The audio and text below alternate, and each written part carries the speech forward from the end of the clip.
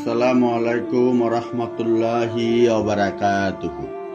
হঠাৎ খুব টাকার প্রয়োজন, সূরা ইখলাস 21 বার পড়ুন, টাকার ব্যবস্থা হবে। টাকার প্রয়োজন হবে, সূরা ইখলাস 21 বার পড়লে আপনাদের কাছে টাকা চলে আসবে। মহান আল্লাহ রাব্বুল আলামিন আপনাদেরকে টাকার ব্যবস্থা করে দিবে। আপনারা সকলে টাকা তো পাবেন, কিন্তু এই ভিডিওটি তার জন্য সম্পূর্ণ আগে দেখতে হবে, কারণ এই ভিডিওটির মাধ্যমে জানিয়ে দেওয়া হবে যে সূরা ইখলাস কিভাবে 21 বার পড়লে টাকার ব্যবস্থা হয়। এটা কোনো সাধারণ সূরা নয়। আপনারা যদি এই আমলটির যে নিয়ম রয়েছে সেই নিয়মে যদি যখন হঠাৎ টাকার খুব প্রয়োজন হবে তখন সূরা ইখলাস 21 বার পড়তে পারেন, ইনশাআল্লাহ আপনাদের কাছে এত বেশি টাকা আসবে যে আপনারা সেই টাকা পুরিয়ে শেষ করতে পারবেন না। অনেক বেশি আপনারা টাকা পেয়ে যাবেন। তো আমি আপনাদেরকে বেশি কিছু বলবো না, শুধুমাত্র এটুকু বলবো যে কিভাবে আপনাদের কাছে টাকার ব্যবস্থা হবে এবং আপনারা এই আমলটি কিভাবে করবেন, শুধুমাত্র এটুকু বলে দেব। একদম সহজভাবে আপনাদেরকে এটা জানিয়ে দিচ্ছি যে আপনাদের সূরা ইখলাস কিভাবে 21 বার পড়তে হবে। তার আগে আপনারা এখনো এই ভিডিওটিতে যারা লাইক দেননি লাইক দিবেন, এবং আপনারা আগে থেকে এই চ্যানেলটি যারা সাবস্ক্রাইব করে রেখেছেন আপনাদের জন্য অনেক অনেক ভালোবাসা রইল। তো আপনারা এখনো এই চ্যানেলটি যারা সাবস্ক্রাইব করে রাখেননি, এরকম আরো নতুন নতুন ভিডিও পেতে ইনশাআল্লাহ চ্যানেলটি সাবস্ক্রাইব করে পাশে থাকা অল নোটিফিকেশন অন করে দিবেন।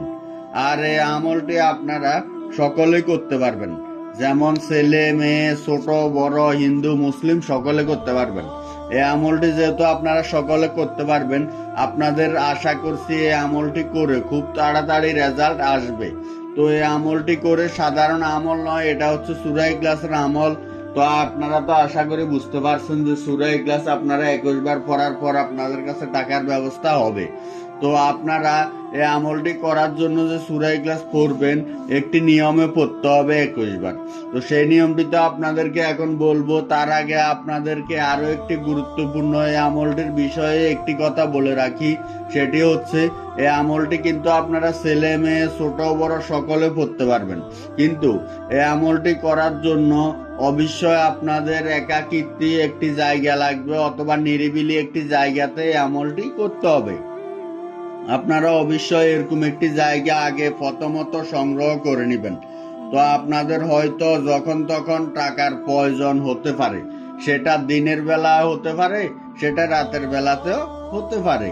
তো আপনাদের যখন টাকার খুব প্রয়োজন হবে সেই সময়ে একটি নিরিবিলি অথবা একাকী জায়গা বেছে নেবেন এবং সেই জায়গাতে আপনারা উযু অবস্থায় পাক পবিত্র অবস্থায় যাবেন। যাওয়ার পর আপনারা তারপর সূরা ইখলাসটি এভাবে 21 বার পড়বেন।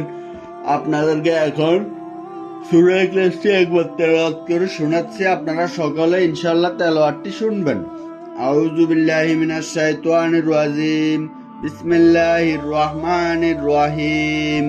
কুল হুয়াল্লাহু আহাদ, আল্লাহুস সামাদ, লাম ইয়ালিদ ওয়া লাম ইউলাদ ওয়া লাম ইয়াকুল লাহু কুফুয়ান আহাদ। এই ভিডিওটির কমেন্টে সকলে মাত্র 3 বার আমিন লিখবেন। আপনারা চাইলে 3 বারের বেশি আমিন লিখতে পারেন। তো আপনারা এই যে সূরা ইখলাসটি তেলাওয়াত শুনতে পারলেন, এই সূরা ইখলাস যে আপনাদের পড়তে হবে তার আগে অবশ্যই আরো একটি নিয়ম রয়েছে। সেই নিয়মটি হচ্ছে আপনি সূরা ইখলাস 21 বার পড়ার আগে একটি দোয়া পড়তে হবে। আমি আশা রাখছি আপনারা সেই দোয়াটি অনেকে জানেন, মানে সেটা হচ্ছে পবিত্র আল কোরআন শরীফের একটি সূরা আয়াত। সেই আয়াতটি আপনাদেরকে এখন জানিয়ে দিচ্ছি। আলহামদুলিল্লাহি রাব্বিল আলামিন। আমি আবার বলছি, আলহামদুলিল্লাহি রাব্বিল আলামিন। তো এই যে আয়াতটি আপনারা শুনতে পারলেন, এটা কিন্তু কোনো সাধারণ আয়াত নয়, এটা হচ্ছে পবিত্র আল কোরআন শরীফের যে সূরা ফাতিহা রয়েছে, সূরা ফাতিহার প্রথম আয়াত। তো এই আয়াতটি আপনাদেরকে প্রথমে শুধুমাত্র পড়তে হবে। প্রথমে আপনারা শুধুমাত্র এই আয়াতটি কিভাবে পড়বেন, আপনাদের এই আমলটি করার জন্য যখন যে জায়গার কথা বললাম এবং প্রথমে যে নিয়মটি বললাম সেই নিয়মটি যখন আপনাদের পালন করা হয়ে যাবে, তারপর আপনারা কিবলামুখী হয়ে বসে প্রথমে আগে একবার আউযু বিল্লাহি মিনাশ শাইতানির রাজিম পড়বেন, একবার বিসমিল্লাহির রহমানির রহিম পড়বেন। এবং তারপরে আপনাদেরকে সূরা ফাতিহার যে আয়াত রয়েছে মানে আলহামদুলিল্লাহি রাব্বিল আলামিন, তো এই আয়াতটি আপনারা তারপর পড়বেন। এই আয়াতটি আপনাদেরকে পড়তে হবে মাত্র 130 বার। আমি আবার বলছি, শুধুমাত্র 130 বার পড়তে হবে। এভাবে পড়বেন আলহামদুলিল্লাহি রাব্বিল আলামিন, আলহামদুলিল্লাহি রাব্বিল আলামিন। এভাবে আপনারা মাত্র 130 বার পড়বেন। যখন পড়া হয়ে যাবে তারপরে আপনারা মাত্র 21 বার আউযুবিল্লাহি মিনাশ শাইতানির রাজিম পড়ে নেবেন। মাত্র 21 বার টানা পড়ে নেবেন। যখন পড়া হয়ে যাবে তারপর আপনারা মাত্র একবার বিসমিল্লাহির রহমানির রহিম পড়বেন এবং একবার সূরা ইখলাসটি পড়বেন। তো এই যে 21 বার পড়ার যে নিয়ম রয়েছে সেই নিয়মটি এখন বলে দিচ্ছি। আপনারা শুধু 21 বার পড়লে কিন্তু হবে না, একটি নিয়ম রয়েছে সূরা ইখলাসটি পড়ার। সেই নিয়মটি তো আপনাদেরকে বলবো, তার আগে আপনাদের হয়তো অনেকের মুখস্থ নেই। তো আপনাদের বেশি সুবিধার জন্য মানে মুখস্থ করানোর জন্য এখন এই ভিডিওটির স্ক্রিনে শুধুমাত্র বাংলা লেখা সূরা ইখলাসটি দিয়ে দিচ্ছি। আপনারা এই যে দেখতে পাচ্ছেন, এখান থেকে দেখে ইনশাল্লাহ সকলে মুখস্থ করে নেবেন।